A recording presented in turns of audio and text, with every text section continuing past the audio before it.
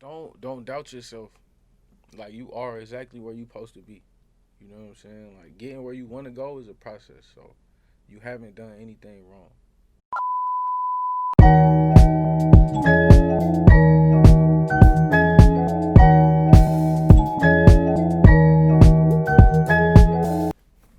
Yo, what up, what up, what up? It's God Body Science here with Drum Machine Addicts, and we are here with the man and the myth himself, Black Metaphor. What's going on, y'all? What's going on, man? Appreciate you for having me, my dude. Dude, appreciate you Yeah. for coming out, man. So, without further ado, man, let me go ahead and make sure we're good to go. Looks like we're good. Yeah. Man, let's get to it. So, for those who don't know, if you can, tell us some of the records you've done so far and what people would know you from.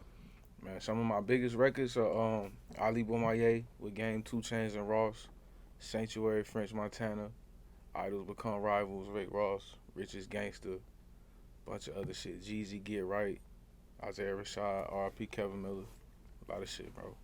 Man, so even out of those records, which one was the placement you think that like kind of catapulted everything for you, or does it go a little bit further back to the beginning of your story? Well, alright, the one that catapulted the shit, cause it's like a real clear story. But I had on Jeezy Seen It All album, which just recently went gold too. But Congrats, appreciate it, bro. I had did a joint on there called Beautiful. my favorite joint And actually. he actually did that song like summer 2012, so it was like 2 years before that album came out. And that was the song that catapulted all the other shit. Okay, Because I did that, and then this production company was working on his album at the time too, and they, heard my shit, and I ended up signing with them. And then from there, we got a whole bunch of other work. You know what I mean? Meek Mill, Rick Ross, a lot of shit. So a lot of shit just came from me doing Beautiful with him, okay, which all came out before Beautiful ever came out. man, Which is dope. like 2 years later. That's how it go, bro. Like, you can't sit here waiting on one song. That shit might take 2, 3, 4, 5 years, my nigga. Dang, So, that's interesting too. Like I think other producers I've talked to, they've always told me. Like I was talking to Mark Bird a few weeks back, and he was saying you kind of just want to make sure that you've got other stuff going on in the midst of the placements, just to yeah, make sure like head above water, stuff is still moving, kind of stuff. yeah. And exactly, bro. And placements is, key, but it's more about the relationships. Just because, you never know what type of opportunities you may get through various relationships. Like, I got a guy named Lofi in New York. I met him in 2012, and, like, he used to do a lot of work with Rockefeller and all that. He's just a cool dude. But he plugged in with a lot of TV stuff. So, fortunately, I've been blessed enough to have been getting VH1 checks this whole time, like, since 2012, just off the TV, catalog stuff. So, just relationships, man. Like, I know people who just out here looking for certain opportunities and trying to figure out how to get them. But it's just about just knowing the right people. And you probably already know the right people. You just got to talk to them. So that's interesting too, because I think one trap that I've seen producers fall in, I've seen artists fall in this trap, especially working at studios, both on the personnel side and on the production side, is that a lot of creatives get into this place where they try to like, my homeboy says, high size the person, where they'll be like, okay, Black Metaphor is the guy, but they don't look at the people around to even like, get to know them, just be cool and have a conversation and stuff like that. They could be so fixated on, nah, I got to talk to this person, Yeah. I that mean, they end up shitting on somebody. that's a life thing, bro. That's a personality thing. Niggas do that same shit when they was young, bro. It's just Yeah. about you growing and learning and understand how life work. And, like I say, bro, you never know who everybody is. Like, just talk to them, bro. You never know what could happen. Yeah. The worst that could happen is a nigga gonna be like, nah, I don't want to talk to you. And ain't nobody really gonna say that. Like, you know what I'm saying? Nobody's gonna do that. So just talk to people, bro. You never know. Like, you never know. I done been a lot of places with certain people, and I be the one in the back chilling quiet, and niggas don't even know. You know what I mean? It's me. Not to say that mean anything, but still, like, you just never know, bro. Dang. You never know who people are. Okay, so gonna backtrack a little bit, Mm-hmm. just so people can learn a lot more about your history. How did you get into music?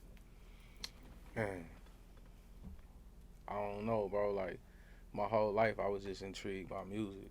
Like drums. I had an uncle that played in marching band when I was hella young. Then I had a drum set when I was like 7, and I was in band like all middle school and high school. But like senior year of high school, my little sister was taking piano lessons, and I had learned how to play some songs on her keyboard. And so one of my uncles, he was like, "Bro, you know you can make beats on the computer?" And I was like, "Oh shit." real? Cause I was already listening to instrumentals and shit. Like I had a CD burner, hundreds of CDs and instrumentals and shit. So like when I found out you could make beats on the computer, it was just like I wanted to make good beats. So that was it. Like it was never to be a producer, not starting out. It was just to make instrumentals that I like. And then over time, I take it that kind of grew. Yeah, And and one thing led to another. Like me perfecting my sound, kind of brought everything else. Like it was never something. Even when I decided that I wanted to be a producer, like I had an internship with Justice League, and I saw the lifestyle of like what they did every day, and I'm like, yo, this is me. But from that point, my focus was perfecting my sound and just making beats all the time. It wasn't, oh, let me try to get this beat to this person or get this beat to this person.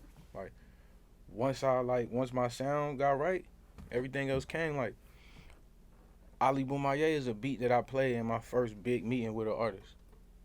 You know what I'm saying? So like, if you could think about that, like that should mean something. Like my first meeting with Jeezy, like my first meeting ever with a big artist, I played the Ali Boumaier beat. I played Beautiful for him. I played the Sanctuary beat. Like he passed on a lot of those, but like those are the beats that I had when I first started getting my opportunities. Just so, because that's what I was focused on. so when you got that opportunity, were you at a point with your sound that you just knew, like that all you had to do was be in the room to make something go? It had got to that point with certain beats, but it was still like, at that time, I feel like I probably had 6 classic beats. Even though I had hundreds of beats that I made, like it was really like 6 of them that I really felt was like them ones. Okay. So after that, it's just about focusing and just working and having quality control over your own shit and just trying to keep the bar high, like keep your quality level high and shit that you're making. So for the producer at home that may be watching, just so we can give them like one little gem as we keep talking, how would they? What are some things that you think they should keep in mind to know that their sound is at that place where they're like near like master level or they're perfecting it? Reference your music. Like for me, it was natural because, like I say, I used to listen to instrumentals. So my goal was to just put my beats on the same CDs with these instrumentals and have it sound cohesive. So reference your beats when you're making them. Like play a song that's out and then play your song. Like that's the easiest way to tell if it's right or wrong. Cause like as soon as you hit play, you can just tell the difference. Like it's simple. You don't even need to overthink it. Like it's really that simple, bro.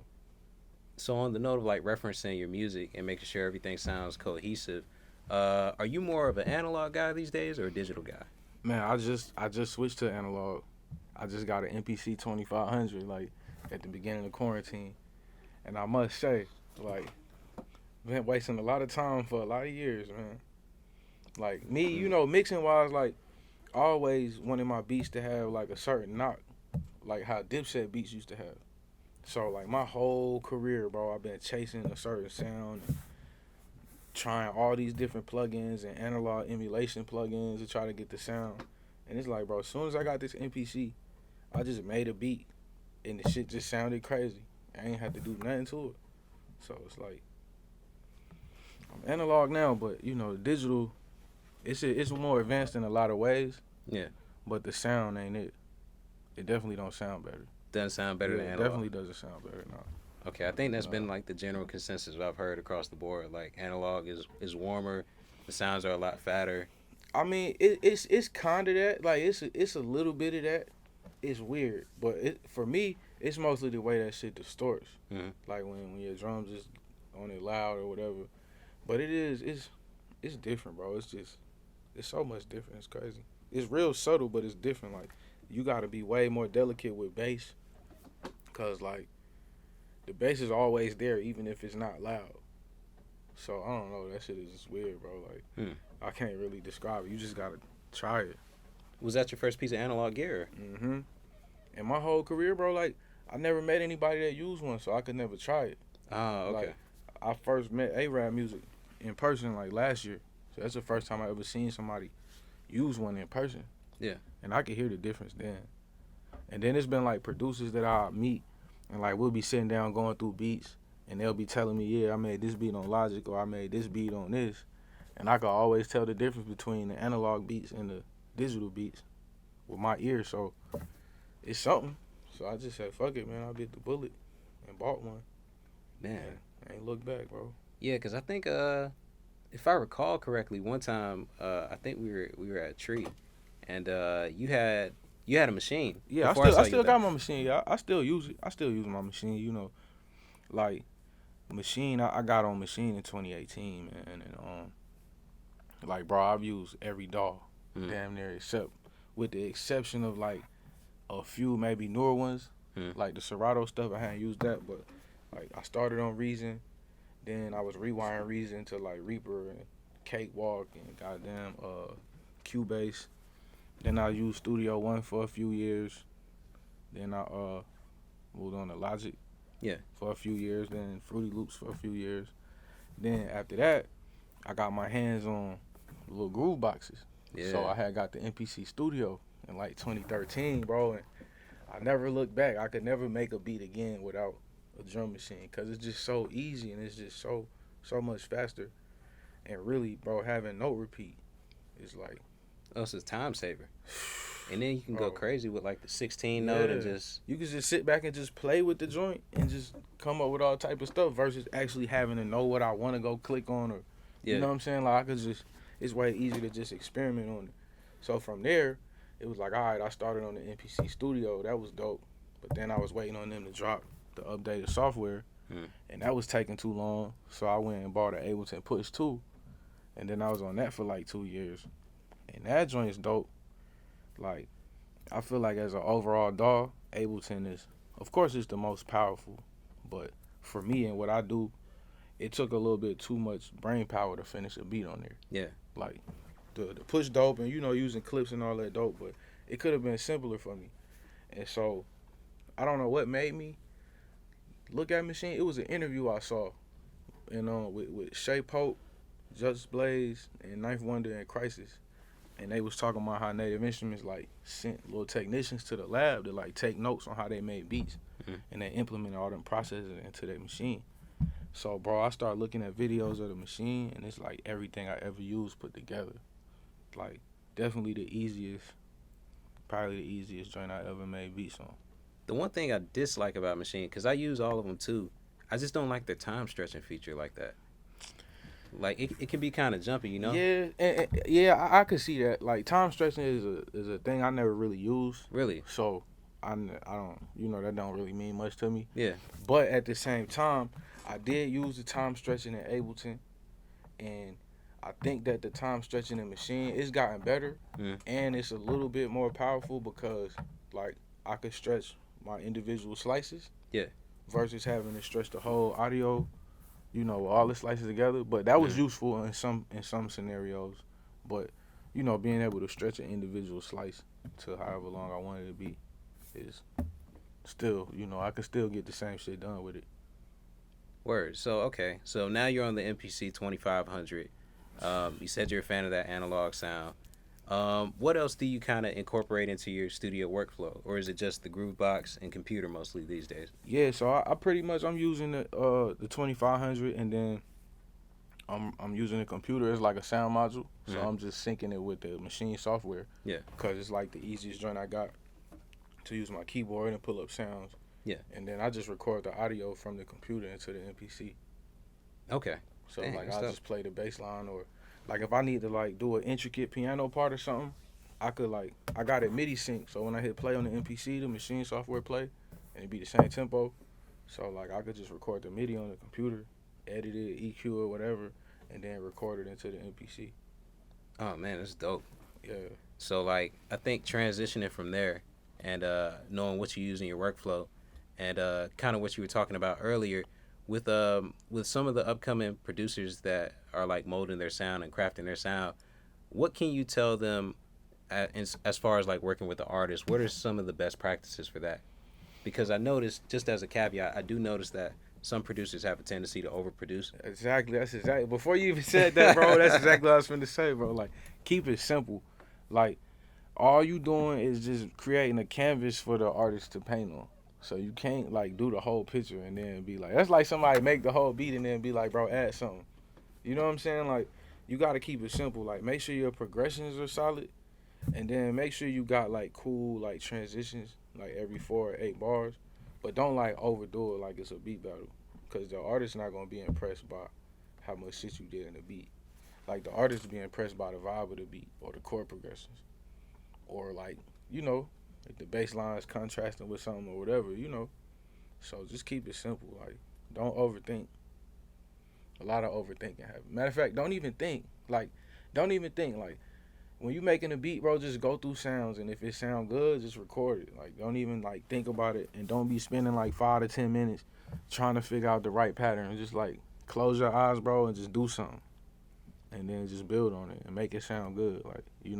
On the subject of not even like thinking about it and keeping it simple too, I think that's something like I feel like you've really mastered with your beats, because like I've been a fan of your beats for a long time, and like one record that really sticks out, of course, Idols Become Rivals and stuff like that.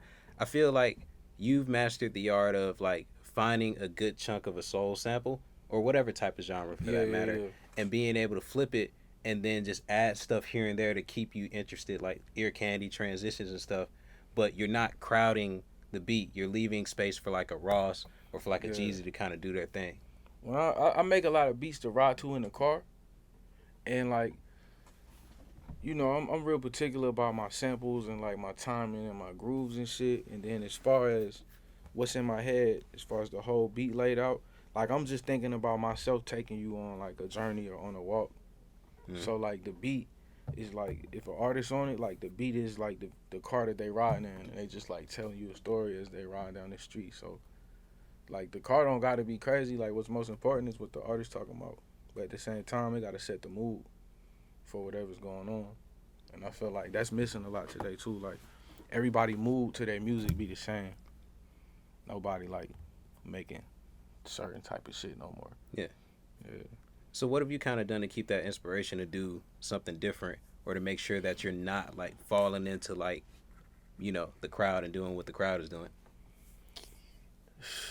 I can't really think of nothing that I actually consciously do. Maybe it's just me, cause like people been telling me I need to stop sampling my whole career. Ah, dude. I'm never go like, what, bro? What you That's mean? such a terrible Like even if I'm criticism. sending artists beats that's not samples, you can't tell me not to sample. Like I enjoy sitting at home and going through records and shit, bro. And like you be finding shit that you can't get that sound nowhere else. Bro. So Oh, go ahead. I'm sorry. yeah, people been telling me not to sample my whole career, bro. You see where that shit got me. So and it's only been like one record that didn't come out through the clearance. So I mean, my approach was if it's a sample beat and it's hard enough, they gonna clear it. Like if the artist really want that beat, they'll clear it. You know what I'm saying? If it's hard enough. So nobody was gonna tell me to take this sample out of Ali Boumaier, bro. No. Yeah, not at all. Dude, I think on that note, let's go ahead and take a quick break for our sponsors, Stankonia Studios. Shout out to them for providing the room. We'll be right back. Black Metaphors here. Yo, what up, y'all? We're back. Had to pay a couple bills for a second. While we were having a word with our sponsors, me and Black Metaphor were talking about NPCs and like how some of the sequencing stuff just makes sense. Like just being able to use sequences, tracks, and it's like cool. I can have hook sequence. Yeah, hook sequence, a verse, like either one long 16 for the verse or 2 8 sequences for the verse, and then each sequence got a bunch of tracks. And like that's the same way machine work really. Like it's just it's more of a baby from Ableton too, how I use patterns and shit like that. But it's the same like mindset, the same approach. So like people be saying, oh, I hate sequencing in machine and all of that, and I'm like, bro, you just didn't sit down with it long enough to spend the time to get used to it or figure it out. And that's why I was saying too about me using the MPC Studio. Like that was my introduction to it. So I spent 3 years on that. I made more beats than I ever made on anything in my life. So I just got used to it, and then going to the push and then to the machine was just like a natural transition for me, just cause I had learned so much from before. And then another thing we was talking about in the break, like I feel like I learned a lot from using so many different DAWs. Like I learned certain things from each one. Everyone got certain strengths and weaknesses, and like people be trying to use all the FL tricks and shit that people do. You gotta use FL at some point just to see what it does. But once you do that and once you learn like how to do shit in there, like you could take that and apply it to something else. Like you can make any type of beat in any DAW. It's just they cater towards certain things, and you gotta know what it is you're trying to do too. Right. You know what I'm saying? Like, hell yeah. But like you said, I think it just comes down to the mindset you have, and then your creativity level. Yeah. You know, because like Dilla had a 3000, bro, and that bitch used sequences just like this, bro. And less sampling time. Don't even get into that, bro. Don't even get into that. Yo, hey, man, look, when I got this MPC 2500, bro, every sound I put on here, I had to go back. I had to rename all the sounds because it don't show nothing more than 16 characters. Ooh. And all my sounds got to be 16-bit 44.1. And they can't have no special characters in them, bro. So I went through, bro, everything I put on here, I had to rename, you know what I'm saying? Like, I had to install a hard drive in this bitch. I got a SD to CF card adapter. Like, it's a lot of stuff that I had to, you know, kind of adapt to quick. But that's just how it is, bro. And I can't imagine what it was like for them on the 3000. Having, like, what, 10, 15? Well, they probably got to maybe, like, 30 seconds at that point. Yeah. It came with a certain amount, and then you could upgrade the RAM. But that joint only take up to 32 megabytes of RAM. Which ain't nothing. Ain't shit, yeah. Damn. Man, producers complain about a lot of shit, bro. Like, you could just figure it out. Bro, it was crazy. I was talking to someone last night about that. Like, they said they had a friend who, they just keep buying equipment, but they're kind of just like, no, it's just not right yet. I can't do X, Y, and Z yet. That's an internal battle, bro. That's an internal battle, bro. Like, for real. Like, you could do anything on anything, bro. And I've always been the one. I noticed that when I have less, I usually get more shit done. Like, when I be limited, I get more done. So, it's just about you finding creative ways to do something, bro, and to get it done. Like, it's just, bro, it's endless possibilities. You know what I'm saying? Like, I'm using an MPC, bro, with the computer. Like, and people was like, oh, man, I never thought of that. People don't think about a lot of shit. A lot of people don't think about nothing, bro. You know, like, you should really invest yourself in what you're doing, bro, and dedicate your all and, you know, every ounce of your energy to it and really think about it and dissect it and really learn what it is you're doing and not just actually just wake up and do it. And try not to be scatterbrained about it. Like, yeah, that too. Like, you've been on MPC long enough to where you know, like, this is how this ecosystem of products works. Yeah. And I already know that there's certain stuff that I can't do, so I don't even stress over it. I just move on or just find another way to work around it. Like the special characters. Yeah, bro. Like, just, you know. Yeah. I learned a lot about my computer, bro, like, doing this. Like, man, Apple, clutch. Bro, I could go in a folder. I could highlight every joint and just rename it something all at one time. Or I could, like, go in and search for characters and delete them characters out. And it's like, damn, bro. That shit's crazy. I never knew you could do that on a computer, bro. I didn't know either. You got to show me that. Yeah. Hella simple. Dang. So, yeah, man, I think going from the point of, like, knowing something well enough to, like, being, like, knowing it well enough to replicate the results anywhere, it got me thinking about what's a session you've been in where you were limited, whether it was, like, you forgot to bring your laptop battery or maybe you didn't have this particular thing you wanted, and how did you navigate through that session, if you've ever had a moment like that? Man, so as far as major sessions, a lot of my sessions I haven't really had to make beats.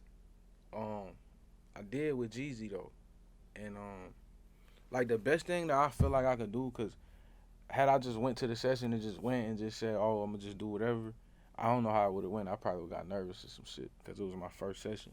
But like I just spent time searching for samples or just like preparing myself for what I may need, just having shit that I know may be a dope idea, just already ready to go. So when I'm in the studio with an artist, I could just run through samples or run through ideas that I already started. And if they like something, then I could just finish it right there. Is that what you was asking, though? Yeah. I mean, because, like, I've played beats for people before. Some of our producers at home are aspiring to play beats for artists and stuff like that.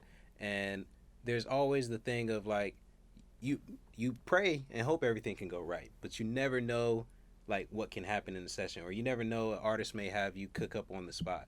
They may like an idea, and, like, I remember something I got placed recently, like, I got lucky. My live basically was on like 10% battery Mm-hmm. or something like that. Yeah. Bro, it was rough, but I was able to get it done. And like I think it's a good lesson to learn how to manage in those situations. To know Mm-hmm. like, hey, if this goes dead, is there a plan B? Can you hop on a MIDI keyboard? Can Yep. you do you Yep. have those skills Yep. that transfer? You know? Yep. Got it. Like that's just part of, like you said, knowing what you're doing, like knowing about your craft, or like trying different dogs. Even if you are a Fruity Loops user, like it's nothing wrong with trying a different dog just for a little while, just to learn it, bro. So when you, I mean, I just like to know shit. Yeah. So that's just me. I don't know. Everybody ain't the same. So I can't. thinking about what you were talking about earlier with just like digging for samples, uh, who's one of your favorite artists to sample? That you can tell us that's not from like the secret stash, of course, or maybe even I genre. mean, I could tell you. Yeah. I mean, of course, I'm gonna say like soul from the '70s, but like one of my favorite artists to sample, I'm gonna say like Lonnie Liston Smith, Ah, okay. or like Hubert Laws. Oh, Be yeah. having like a lot of the vibes and shit, like just cool shit that I could just chill in the crib and just smoke to or whatever. Cause I just like listening to their albums too. Yeah. Or like Dexter Wenzel. I think his birthday was recently, if I'm not mistaken, too. Word. Yeah, I want to say because I don't know if you use TrackLib, but TrackLib posts a Oh lot of like yeah, birthdays yeah. and Oh stuff, yeah. and they're For really sure. changing the game. Roy Ayers. Roy Ayers. Ooh, That's just a dope listen. Like, you know what I'm saying? That's just a Mhm. dope listen, bro. yeah. But yeah, man. So, on the note of sampling, going a little bit deeper into the records you've done so far, what's been the craziest sample in your mind that you flipped? I'ma exclude Ali Bomaye from this. Okay. Just cause Right. like that, yeah, that's his own thing, bro. I would say my favorite, one of them I can't say because we ain't cleared, because I Fair chopped it enough. up and we ain't cleared that shit. So yeah, I know that one's crazy. But the R.I.P. Kevin Miller that I did for Isaiah Rashad, Mhm. I sampled Ahmad Jamal, and you know that was one of them joints where you just, you know, he just playing the piano crazy. So I just like took certain chops from different parts of the song, Yeah. and made it make sense together. Like my approach to that just be like songs got sections, so like it might have a section at the beginning where it's playing some chords, Mhm. and it might have a section way later on where it's playing them same chords but with way more shit in it. So I just take them two and like chop parts out of them and put them together. Guys, that was a gem. But Yeah, don't steal. I mean, but Don't you know, steal. I mean, it ain't stealing, bro. A lot of people, I've learned, bro. Yeah. You can tell somebody how you do something, and they still won't figure it out. Yeah, because Unless they really study the game, which is cool, because I want people to learn. That's how I learn. Yeah. I learn how to make beats on YouTube. Oh, for So, real? Yeah, bro. Just watching, like learning. Like, of course, it ain't how it is now. It wasn't like that back in '08. But like, you know, Ninth Wonder used to have videos making beats and shit, and I used to see him like different producers like playing the little chops on the keyboard. Like when Just Blaze was in the studio with Ti, and he was in the little room going crazy on the joint. I'm just looking like, all right, he got the slices on the keys and shit. Then I was listening to the actual slices and like how long they were. So I just said, all right, I need to slice my samples, and then boom, that was it. Like, or like listening how people like nut stuff off the grid, or you know, hi hats or samples or shit like that. Just paying attention to it and learning it and applying it. Yeah, even with the grid, I feel like things have become like too grid based. Like, Dilla showed us the way. You got to turn quantize off, and you just got to get the groove back going. Bro, we supposed to be progressing this shit, man. We not supposed to be going backwards, bro. You know, but yeah, like we have had people before us show us what's possible. Yeah, no, for sure. On shit that's way harder to make beats on than what we got now, bro. So, you know, you can do anything, man. It's just certain people don't have that desire to be different or unique or nothing. Yeah. They just want to make beats that they friends like. And then now we here, bro, the whole industry making the same songs. It's like, I know y'all like different types of music, bro. I know y'all be sitting at home listening to Sade and shit. You know what I'm saying? Yeah. Like, niggas ain't just playing trap music all the time. So, like, Nah, not all day. you know. Yeah. You know, bro. But I think to that note of like some of the old producer videos, if you had to name 5 producers that would be on like your producer Mount Rushmore, who would you put on there? Just Blaze. Dilla. Ninth Wonder. How many is that? 3? Yeah. Just Shit. Blaze, Dilla, Ninth Wonder. High Tech. High Tech. That's 4, so one more. Let me think, bro. I gotta be picky. You know what I'm saying? I gotta be picky because it's a lot. I'm gonna have to say Bink, bro. Ooh, yeah. Bink, yeah. bro. Bink is crazy. You know, a lot of this shit wouldn't be out here without him, man. You know, so. Just off the muscle of Devil in a New Dress. I know that's like a newer work, but still, yeah, like, bro, like, yeah, that work, man. But man, that motherfucking 1-900 Hustler, bro. I remember my first time hearing that shit. I'm like, bro, these niggas made a song where they calling the hotline and then the beat just going crazy, bro. Like, shit. Yeah, nah, Bink is a fool, bro. And that like, shit is crazy, man. I'm glad that you like. It makes sense with your sound that you referenced some of those producers. Can I say something else too? Absolutely, go ahead. I could tell the difference from all of these producers based just off their mixes, bro. Like I could tell a Dilla beat by the way the snare sound. Even if somebody make a beat that's like a Dilla beat, I could tell it's not his by the mix.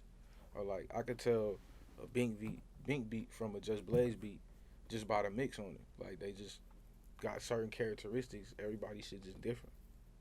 Is that something you developed over the years with your ear?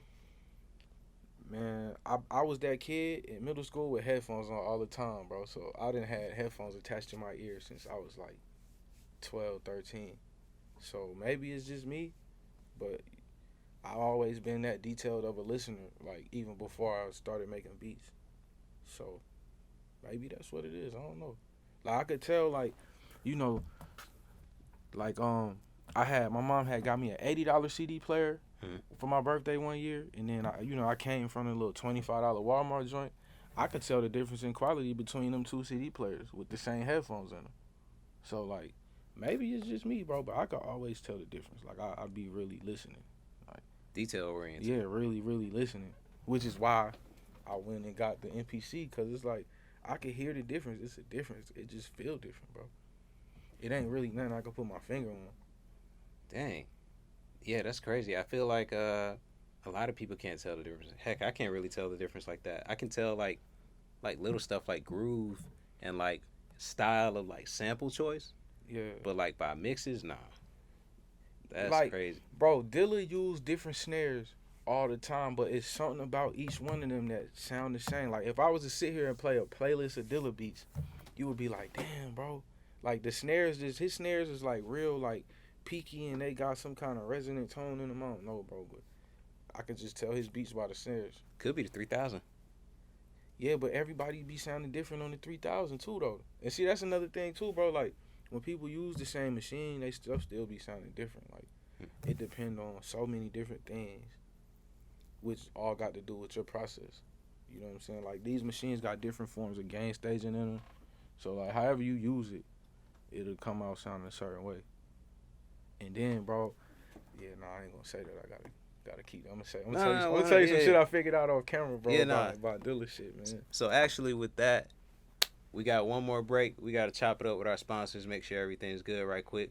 Black Metaphor is here, y'all, dropping a lot of gems. We will be right back. Yo, we back. What's going on?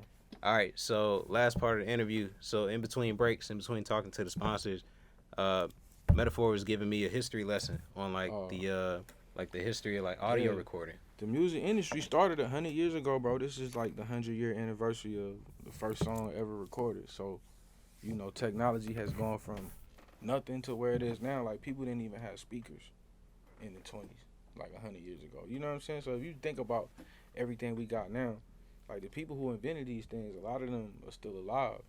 You know what I'm saying? Like Les Paul played the guitar. He invented the multi-track recorder. So before he did that in his house, like everybody was recording onto one track at one time. Like everybody in the room together playing in sync. You know what I mean? Syncing in sync. And then when he invented his shit, people start having more tracks. And like those advances in technology are what divided the sound of the decade. So like 1970s was the first time that people was able to record, I think it was either 4 or 8 tracks versus the either 2 or whatever they was using before. And then like 1980s was when the first mass produced synthesizer keyboards came out, and so in the 80s, you know, you got like the heavy electronic sound. Yeah. And then in the 90s, of course, you know, the MPC. And motherfuckers started chopping up samples, bro. Dog, what's crazy? Going crazy. What's crazy too is like you were about to go on a little tangent earlier, talking about Jimi Hendrix. And you said he was doing stuff wrong. Yeah, like, bro, like Jimi Hendrix got famous for doing something that was wrong. For one, he was self-taught, played guitar, nobody taught him. And then for two, like, he was using feedback in a musical way. Like, you know, the rules is you don't want feedback. But he was just like, I mean, he didn't know that. Like, he was just learning this shit and just figuring it out. And he thought it sounded good, which it did. And he learned how to control feedback, bro. And he became Jimi Hendrix, you know. That's crazy. During the time when these things were happening, like, as these events were unfolding, like, you know what I mean? People was just going through it, bro. At the root of it, everybody was perfecting their own shit, too, though. And not imitating. Yo, so that got me thinking. If you had to tell producers, if you had to give them like a short list of musicians to study, or you know, living or dead, whether it's a Les Paul or Jimmy, or even if it's just those people just you topics, mentioned. yeah. I would study Motown, study Quincy Jones, Prince, the Beatles engineer, Phil Spector. I don't know. I would just say learn as much as you can. Just for me, like, you know, I went to Middle Tennessee State for a couple years, so like, you know, we had some really amazing classes, and I had a really like amazing music history class. So we really went from the entire history of the music industry starting in 1920, like back when people had the little player pianos, where you put the little cylinder in it, and it just played a song for you because it got little holes in it already, like. You know what I'm saying? Like, that was the shit back there. Like, you didn't have to have somebody to play your song. Like, you could just have the song play itself. Like, hey, man, we rolling now. That's we what got was going on then. So, yeah. I mean, learning all that, bro, it gave me a different perspective on where we at now, what's going on, and how blessed we are to be alive during this time, and to be able to make music right now. And at the same time, there's so much information available. Like, you could just learn and just incorporate it into your workflow. Yeah, man. Unlimited multi-tracks, unlimited sampling, unlimited plugins, unlimited everything. Yeah, and I never knew, bro. Like, I gained a lot of respect just from going to the 2500, and that came out in 05. Like even the I seen the old video, you know, when Just Blaze was on the MPC 4000, and like that shit came out after the Blueprint. So I just like, damn, what did this nigga use on the Blueprint? And it's just like probably a 2000 XL or something. Which is insane. Which is insane, bro. Even more limited than the 4000. But they was figuring it out, man. When I realized the amount of sampling time they had on like the SP and the early shit, like my respect for like Premier went through the roof. Cause like I had always respected bro as like an elder statesman in hip hop, an OG and shit. But then like getting more into sample based production, I'm like, wait, he only had how much time? Bro, this is science, bro. Yeah. Like, this is really calculus, my nigga. Yeah. You know what I mean? Like, this is really, niggas is really scientists. Have like, to be. Really, like, people are really in here solving problems every day. Like, on this, you know what I mean? On this music shit. It's way more than just making the music. Yeah, like, bro, to take 3 seconds of sound and then to stretch that into a 4-minute song with switches, changes, all that is like part of that started too with your approach, cause like I hear a lot of producers like Kanye or whatever say, you know how your turntable got like the 33 and the 45 on it. Yeah. Some of them got a knob that say 78, so they would just record the samples in on the 78, just so it'll be high pitched, but you can get as much shit in that little small segment of time, and then pitch it back down afterwards. So like, I mean, you know, it's just problem solving, and just looking at the tools you got. Yep. So basically, I guess the main takeaway that I feel like I've gotten from this interview, I'm hoping the fans got from this interview, is to kind of look at the tools that you have, master them, but also study the past and like see what you can take from that and just put it all together. Yeah. And with that, is that fair to say that you've done that your whole career? Yeah, not intentionally, but yeah. Like Damn. Yeah, it's that simple. Like for me, Word. like I know I've talked in the past to producers about like side chaining. Like side chaining is a technique that I use when I mix my beats. Yeah. But like the reason why I started side chaining was because like when I be listening to old Dipset mixtapes or some shit, like the beat will be loud, right? And then like when the drums hit, it sound like the sample turned down, or it sound like when the snare hit, the sample turned down or something, which it wasn't. Now I know now, but when I was hearing it, I was just trying to figure out how I could emulate that sound on the computer, and the side chaining was just like, I guess to me the way to do it. Yeah. Which made sense and it worked, but it still wasn't. It still wasn't a real thing, unfortunately. Okay. Well, I think to wrap up, at the end of the interviews, we usually like to do a little bit of rapid fire. So Okay. just so we can learn more about you as a musician and also some of the stuff you like as a person. Cool. So with that said, rapid fire. Day sessions or night sessions? Night sessions. Soul or funk? Soul. 808s or live bass? 808. Stevie Wonder or Prince? Stevie, bro. Stevie. Jordan or Air Max? Damn, I thought you was about to say like Jordan or Kobe or something, bro. Damn, bro. I got Jordans on now, but I almost wore my Air Maxes, bro. So, Okay. I don't know. Well, I'm gonna go Jordan, bro. Since you thought I was gonna say Jordan or Kobe's, Jordan or Kobe? I'm gonna go with Mike Okay. just because, like, I feel like Kobe's skill set was a little bit better just because he built on that foundation and he worked to get there. Yeah.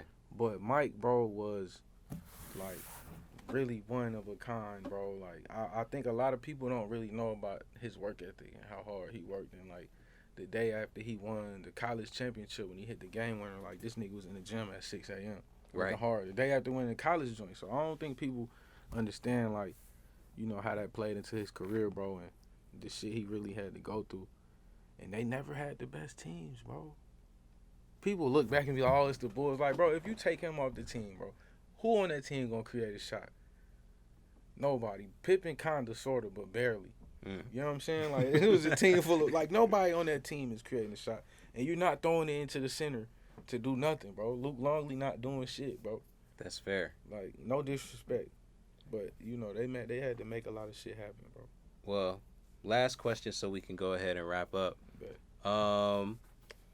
If you had to leave a message for your younger self at the point in the game you're at today, or you're talking to a producer out there about the game, what piece of advice would you leave them with? Don't doubt yourself. Like, you are exactly where you're supposed to be. You know what I'm saying? Like, getting where you want to go is a process. So, you haven't done anything wrong. Like, I would tell myself I ain't do nothing wrong.